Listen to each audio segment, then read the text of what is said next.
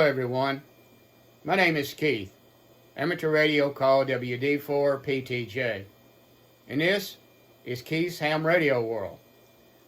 Today in this video, I want to address something that I've seen on another YouTube video. Now, I'm not going to mention the name of the channel. I don't know the gentleman's name. He did identify as that he was he had a ham radio license, but I don't even know his call sign. He didn't give it. But the statement he made was that ham radio is not for preppers or emergency communication. And what I want to do today, even though I'm not mentioning his channel by name, I'm not really trying to get into a YouTube channel war with him. That's not the point. But I just want to address some of the statements that he did make for anyone else that might think the same way, or just anyone that maybe not familiar with amateur radio, and want to address some of the comments that he made. The gentleman who made this video said that he's been a ham radio operator for 13 to 14 years. I'm not going to, he did mention where he lives. I'm not going to mention the city, but he does live in a larger city. We're not talking about New York City or Los Angeles or Chicago size, but it's a fairly good sized city that he happens to live in. One of the first things he says is, do not use ham radio for emergency situations. Well, I don't know about that. He begins explaining what repeaters are. Now, first of all, let me say that his channel, I'm not going to mention the name, but by the name of it, is more geared toward preppers, than it is ham radio operators. So he's explaining what a repeater is. And one of the problems that he has, first problem, I guess, is that he brings up the fact that many repeaters don't have a battery backup. So if the power goes out, the repeater's off the air. And, of course, that's true. Some of them don't have battery backup at all. Some of them have battery backup, but it's not going to last for an extremely long time. We all know that. That's where becoming used to simplex operations, comes into play when that happens. But the other thing he gets into about repeaters, and this sort of gets into the whole idea of where he's coming from, I guess, is he talks about how in the city that he lives in, there's hundreds, maybe thousands of amateur radio operators. Gives you an idea that it's not a small town that he lives in. And he says, what happens if they all try to talk on the repeater at the same time? They can't do it. So basically, the gist I get from what he's trying to say is that in an emergency situation, the most important thing to him is being able to talk to a friend of his, a family member of his, I guess, to see if they're okay, let them know that he's okay, make whatever plans they have. He's missing the whole point of what emergency communications on ham radio should be. This gets into the idea of preppers versus emergency communication. That's my opinion, at least. That's kind of a prepper idea, I'm looking out for me, my family, maybe extended family, friends, where the emergency communication side to amateur radio and people that have gotten into that are looking at it as a community service. The traffic that they pass during an emergency is not just about their family and themselves. It's helping out the community. So that's more or less as I see it, the difference there between the way preppers tend to look at that and people who are into amateur radio for emergency communication. And I'm not really trying to attack preppers in general. It may sound like that, but I think sometimes people who start out as preppers and get into amateur radio is a tool for in their prepper life, so to speak, are missing the point there. So he gets into that if everybody tries to talk, only one person can talk on the repeater at a time. So if everybody tries to talk on it, everybody's trying to get in touch with their parents, their children, their brother, whoever, that it's not going to work. Well, obviously, that's not the real purpose of amateur radio emergency communication in that sense. So then he gets into HF, and this gets kind of interesting to me. He claims that HF is like black magic, and goes on to talk about how sometimes it works and sometimes it doesn't, and that it's difficult to, as he put it, hit the same person, contact the same person on HF.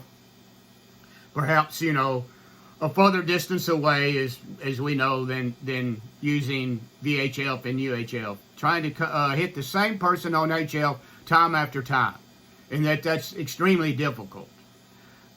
I don't think he's very knowledgeable or experienced on HF. He showed his backyard where he was. He wasn't making the video, but he did show a bit of his backyard, and he had a small backyard, as he put it, and he had an HF radio, and he showed the wire antenna he had, which he happened to say was only 30 foot long, which leads me to believe that he's not getting on 40 or 80 meters with a 30 foot long antenna. I don't know of any 30 foot long antenna, even with traps, that will work on 40 and 80, and if it did work, it's not going to be a very good antenna. So I understand people who have a limited amount of space. I'm fortunate. I live on an acre lot in a rural area, so that's not really a problem for me. But if he's got that short an antenna, it makes me think that his experience on HF is on higher bands. It may be 10 meters, 12, 17, maybe 20. Well, anyone with any experience on HF knows as much fun as 10 meters can be when the sunspot cycle's high. No, you can't guarantee that band on a day-to-day basis for communication and being able to contact the same person as easily. However, on 40 meters, on 80 meters, there are nets that meet on a regular basis. The same people contacting the same people. I check into the Tennessee phone net, the section net for where I live, on a daily basis almost, when I can.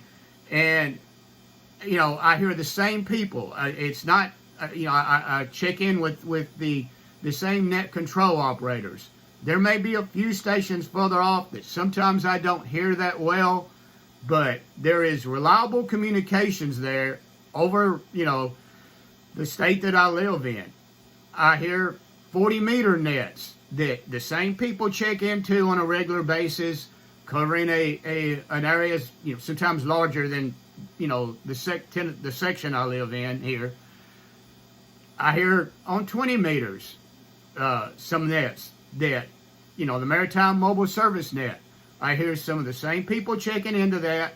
Now we know how 20 meters is. There's a distance there after ground wave before the first bounce of your signal that closer in that you're not going to hear sometimes. It's not reliable on 20 meters, obviously, to try to contact somebody 100, 200 miles away. But further out, it usually is. So his comment there, and he goes on to talk about how HF is affected by things like the time of day and the weather, which it is. Solar activity it is. But he mentions that the position of the moon affecting radio waves. I'm sorry, if there's another ham radio operator that knows of the position of the moon being able to affect radio waves and radio propagation, answer in the comments and let me know. I'm always willing to learn something I don't know. But in all the time I've been a ham radio operator, I have never heard of the position of the moon affecting, in particular, HF propagation. I've never heard that. So he gets to the end of the video and he's like, well, what is a reliable means of communication in an emergency? And he mentions satellite phones. It's obvious that, like I've said earlier, that what he's looking at for emergency communication is just to contact a particular person. You know, a family member, a friend, whoever. And you may be able to do that if you're a ham radio operator. There may be an instance where you have a family member that is also a ham, and you're able to get in touch with them. But I think most hams that have gotten into ham radio, especially that are involved in emergency communication, realize that the real goal of ham radio and emergency communication is more of a community service than just to be bought, in a way, a selfish aspect of, I'm just looking out for me, my family, and that's the only use I have for it. And I guess that's where it comes into the side of emergency communication versus the way preppers look at it. The people who have gotten into ham radio for emergency communication. I know a number of people in my area that's what got them into ham radio. And as far as I know, none of them really identify first and foremost as being preppers, if they identify as being preppers at all. You know, they got into it for emergency communication. I really didn't get into ham radio just for that aspect. My number one goal, to be honest, to getting into ham radio was just the hobby side of it. I was fascinated by being able to talk to people all over the world, being able to contact people in other countries. But at the same time, I knew early on about emergency communication when I got into ham radio. And that is an aspect that I believe in. So that's pretty much the gist of what this video is about. I'm not directing it in one sense directly toward him, because I'm not mentioning the name of his channel. I don't know his name or his call sign, and odds are he's probably never going to see this video. But it just seemed like something that I wanted to comment on. And I see this a lot in the prepper community, getting into ham radio. And I'm not trying to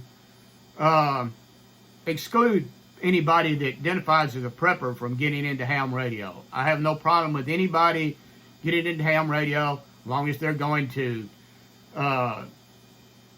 operate courteously and operate within the rules and regulations that we have set forth by whatever governing body in whatever country you're in.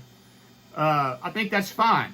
But at the same time, I wanted to kind of point out the difference here between getting involved in amateur radio, thinking it's going to be a means for you to contact people, family, friends, whoever, versus the idea that most ham radio operators are involved in emergency communication, look at it, as a community service. And that's the aspect that they look at it in. Nobody else in my family is a ham radio operator. I'm not looking at it in an emergency as being able to contact, my sons or any other family member to check on how they are. If I have to do that, I'll have to find some other way to do it. That's not what I look at from an emergency situation. I'm looking at it from what can I do to help out, pass any traffic that helps the community as a whole, which would also help, and you know, my family, my friends, and people I know in an emergency communication, an emergency situation. So anyway, that's pretty well the gist of what I had to say about this. I hope it doesn't come across like I'm trying to attack a particular person, a particular YouTube channel, or preppers in general. But it did seem like something that I kind of wanted to address. So give me your thoughts and ideas on this in the comments section if you would. And as always, feel free to like and share this video and subscribe to the channel if you want to. Till next time, 73 everyone.